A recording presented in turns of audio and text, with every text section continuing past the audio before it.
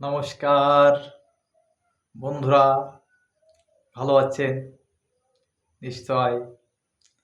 এই রাতে যে বৃষ্টি হইল, আবহাওয়াটা একটু ঘুমটা তো অন্তত ভালো হয়েছে। আম, সারা রাত ব্যাঙের ডাক শুনলাম। আমার বাড়ির চারপাশে শুধু ব্যাঙ আর ব্যাঙ। আমার ঘরটা ফাঁকা মাঠের মাঝখানে। আমিও খুব ভালো ছিলাম। আজকের এই পরিবেশে আজ সকালে আবার একটা কবিতা পাঠ তো আমার বরাবরই ভালো, এবং নিজের যে সৃজনশীলতা, যে যা লেখালেখি তুলে ধরি, কিছু সুখ, কিছু দুঃখ, কিছু অনুভূতি, কারণ এক একটা অবস্থান, এক একটা প্রেক্ষাপটে এক একটা লিখতে হয়, তো তাই। হ্যাঁ, আমি ভালো আছি এবং সবাই ভালো চাই, কিন্তু এবার দেখো আমার একটু কষ্ট অনুভূতির যে কবিতা, সেই কষ্টের ভিতর দিয়েই যে একটা ভালো থাকা, সেই আমার ভিতরের যে আহ, আরেকটা অবস্থানের ভিতর দিয়ে যে কবিতাটা ছিল, সেই রকম একটা কবিতা আগে পাঠ করি। কবিতাটার নাম হচ্ছে আমি কেমন আছি। আমার ডায়েরি থেকে আজকে পড়ছি। শিরোনাম, আমি কেমন আছি।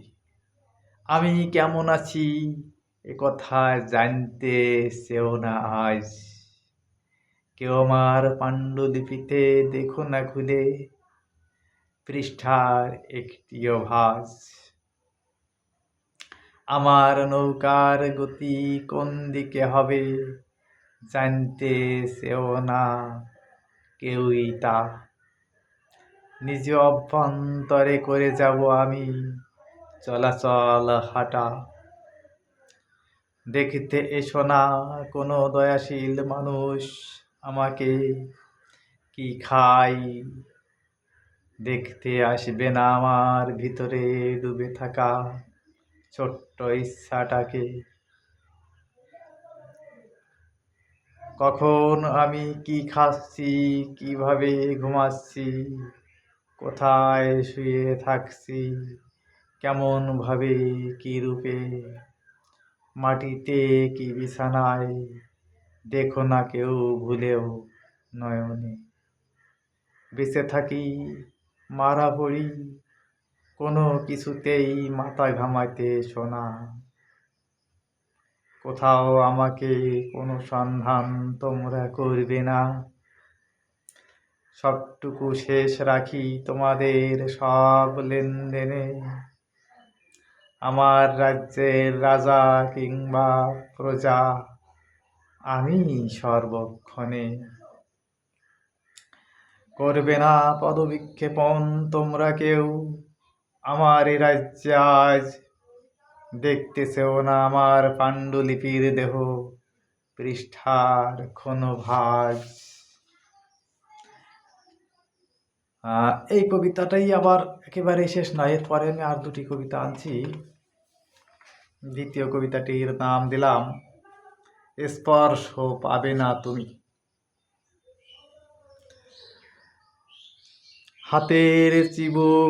হাতের চাবুক ঘুরিয়ে ঘুরিয়ে নির্মম আঘাতের খেলায় বিদীর্ণ করে চলেছ কোমল হৃদয় আমার। বিভৎসতায় মেতে উঠে বড় আনন্দ পাচ্ছ। বারাঙ্গনার মতো কপলে মেকআপ, চিক্কন হাসির মৃদু অভিমান, কখনো সাদা শাড়ি পরিহিতা আমাকে পরাস্ত করার ষড়যন্ত্রে লিপ্ত সতী মেয়ে। আপন রথে পাথর চাপা হয়েও তোমার নির্যাতন ছুঁয়েও অপার আনন্দ আমার। তবু স্পর্শ পাবে না তুমি।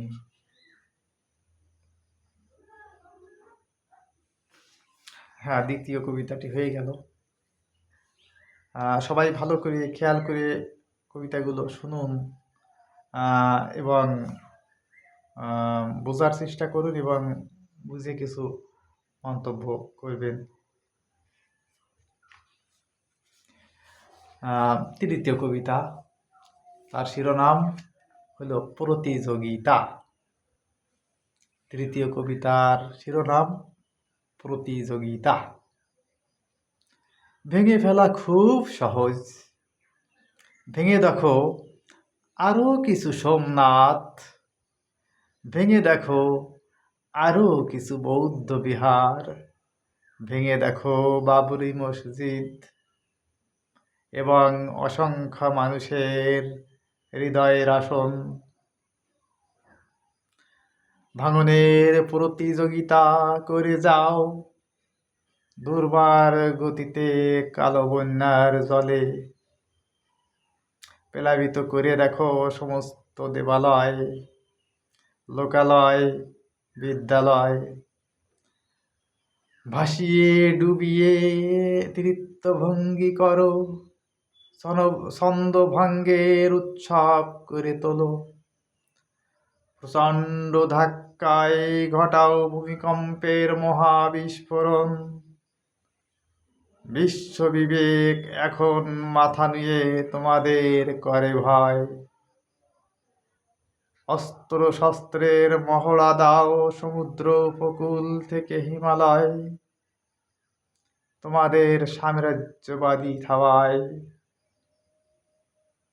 নির্বিঘ্নে এগিয়ে আছো, আরো এগিয়ে চলো। পরিসরটা বৃদ্ধি তো করো, কেউ কিছু বলার নেই। তোমরা এগোতে থেকো একদম নির্ভয়ে। ভেঙে টুকরো টুকরো করে দাও সবটুকু বিশ্বাস। ঝড়ের মধ্যে একাকার হয়ে থাক মানবতার নিঃশ্বাস।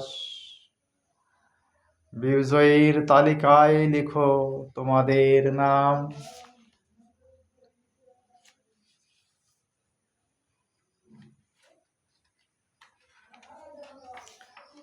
মানবতাবাদ বিধ্বংসী নরদেহধারীদের কোনো নাম পাণ্ডুলিপির পাতায় নাই বা দিয়ে গেলাম। ইতিহাসে থাকতে হবে স্বকীর্তির ঠিকানায়। দুর্ধর্ষ পদচিহ্ন রেখে রক্তাক্ত মেঘমালায়।